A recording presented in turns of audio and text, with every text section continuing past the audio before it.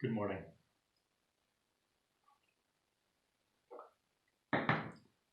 Today we are talking about grapes. Now, as many of us already know, the history of the grapevine dates back to the earliest history of Western civilization, back to the cults of Dionysus and in Greek times and Bacchus in Roman times. For so long, we have been growing in companionship with this plant. So it definitely deserves our attention. Now, historically, grapes were often made into wine, and I know people don't grow grapes in their backyards for wine as much anymore, but they used to in Providence, Rhode Island, where I live. So there was an Italian population that came in and still lives here, but the older generations used to grow grapevines in their backyards. And when I moved to Providence, I decided that I was going to do the same thing. This was about 19 years ago, and I went to the dollar store, no less, and bought myself 4 grapevines.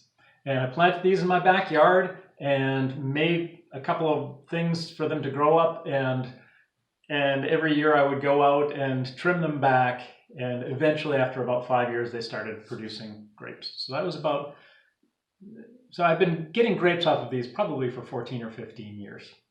Now the thing is, when they finally started producing grapes, they didn't produce the type of grapes that had been on the dollar store package. Go figure, right? What they ended up producing was something more like a Concord grape, or what you might call a fox grape. So more like a native grape to New England and to the United States. And this was not, for me, this wasn't a bad thing because there's only so many table grapes that you can eat. But as I'm going to tell you in a minute, after a while I sort of fell out of love with grapes and I almost gave them up until a friend mentioned something to me. And so this is my own story that renewed my interest. And I started finding other uses for grapes and the vines that I hadn't thought of before. So this is, for me, it was kind of a renewed interest that started maybe 4 or 5 years ago when I was about ready to just give up on my grapevines because they were taking up space. They'd become so strong that every year they would grow 12 feet or more and really take over a certain section of my yard. So what I have historically done was to try and preserve the grapes so that they would all turn purple, and then I would have a whole lot of table grapes and grapes for making grape jelly and grape juice. But here's the thing, the grape jelly, you only need so much of it, and you make jars of grape jelly one year and then you still have grape jelly left over the next year. You make more grape jelly and you still have more grape jelly. And you can give it away, but really, who needs to eat all that jelly? I mean, honestly, who needs to eat all that jelly? And at a certain point, I became less tolerant of sugar. So grape jelly was not as interesting to me. I actually am pre-diabetic, and so I control that by controlling my sugar intake. So grape jelly, I wasn't really interested in making it anymore. And the table grapes, I couldn't eat as many of those either because they're very high in sugar. I can eat some fruit, fine, but grapes are very high in sugar. So that was also going to be less part of my diet. So I was just about ready to give up on these grapes. And then one of my friends mentioned something called Verjus.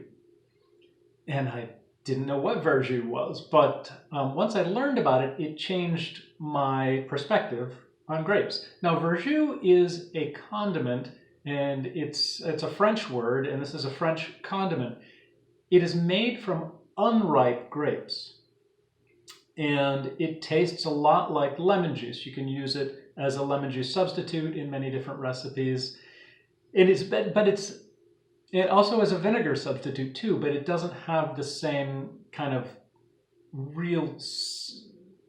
it's not quite as sour as either of those. So it's a little bit more gentle in the recipes you use it in. And it makes a really nice addition, but you have to go searching out those recipes. And so now I don't usually wait for most of my grapes to become ripe. I pick them before they're ripe, and there's some really big benefits to that. That's part of it is that by the time my ripes turn purple, they've had that much longer to be attacked by pests. And I do my best to prevent the best bunches of grapes from being attacked by pests by preserving some of them early on by wrapping them in mesh bags, which keeps pests from getting in there and laying their eggs. But I don't do that for all of them. Like I say, I only need a couple of weeks worth of grapes for the table anyway. Just, at that time of year, we'll have grapes. And I also will make grape juice. My son likes to drink the grape juice too, which is nice.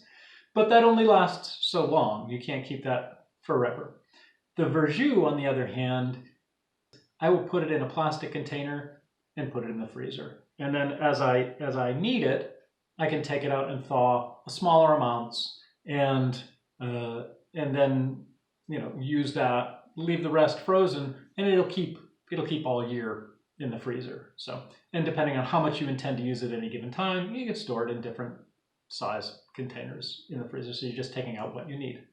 So I found that to be a really good way of using it as a condiment rather than as a sort of a staple food or turning it into wine, which is a really difficult thing to make in New England out of grapes that you can grow in New England, because we're just not the right region for wine grape production. I mean, you can do it, but you're going to spend an awful lot of effort on that. And I'm more into working with plants that are kind of set it and forget it plants that I don't have to take care of all the time, and nurse and nurture and worry about, should I be using a pesticide on this to take care of this? I don't bother with that.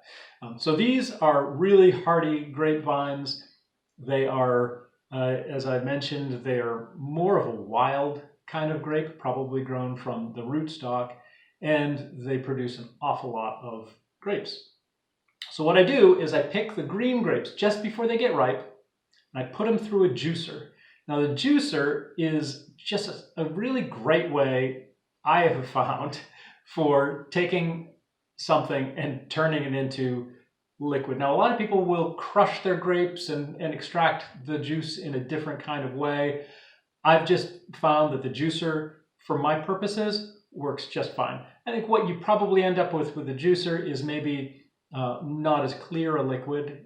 You'll have a little bit more of a fogginess to it, but at least that's my assumption. You probably, if you were to crush them, you would have less of that fogginess in the liquid. But in general, it's a very efficient way to extract juice, and so that's what I do.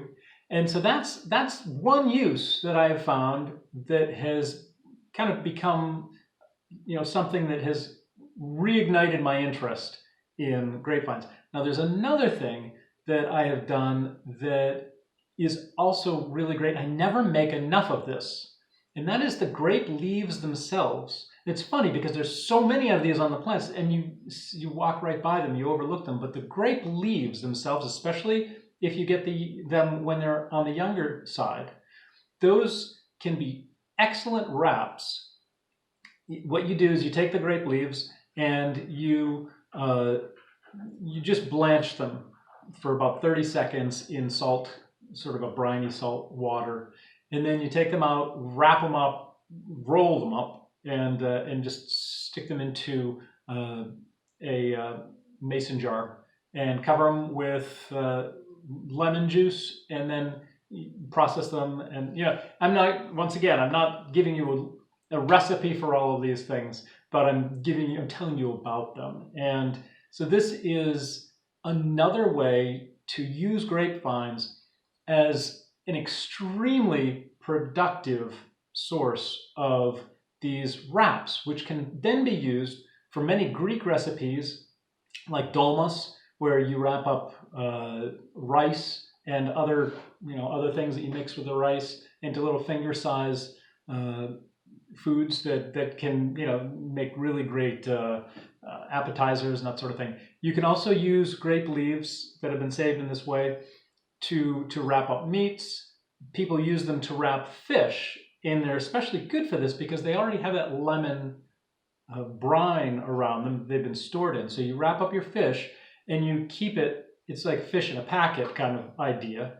And that is just a great use of the grape leaves. You can then put your fish on the grill without worrying about it all falling apart. You might want to tie a little string around it or something just to kind of keep it together. But you can cook your fish on the grill. You could find other ways of cooking, like baking it in the oven, that sort of thing. But it's all kind of wrapped up so it stays more moist and has that little touch of lemon, which we all like with our fish. So just another way that you can use your grape leaves. So now, having talked about this, the grapes themselves, which you think are going to be really the ripe grapes, are going to be really the main harvest from this. I found the ripe grapes are kind of an afterthought for me now. And the other ways in which I use the unripe grapes and the grape leaves, that's really where I get most value out of my grapevines. And that is what made me fall in love with grapes again, after becoming a little bit disenchanted with them because I didn't need all that sugar. So I would be very interested to hear what you do with your grapes and things that maybe I didn't mention. Maybe you've got some creative uses for grapevines. I mean, do you make baskets from the vines themselves? I've seen that done, and I think that can be done, but it's not something I've done myself. But I can imagine that being a very productive use of grapevines since they grow so quickly. Or are there other things that you've done with your grapevines that I just didn't think about? And maybe I could start doing with mine if I learned from you. So please leave that in the comments below. Also, please give me a thumbs up. Really appreciate it if you would subscribe to this channel if you're enjoying the things that you're watching here. And finally, please consider taking a look at foodforestgardenclub.org. This is my website where I bring people together. We are building communities of gardeners, and it's been a whole lot of fun getting together with Zoom chats. We also have forums that we're starting to use more and more on that website, and we have other like contests and giveaways and that sort of thing. So really love it if I could see you there, and there's other ways you can communicate with me also through Instagram, so at Food Forest Garden Club. Thanks again. I hope you enjoyed this video, and let me know what you think. All right, take care. Bye.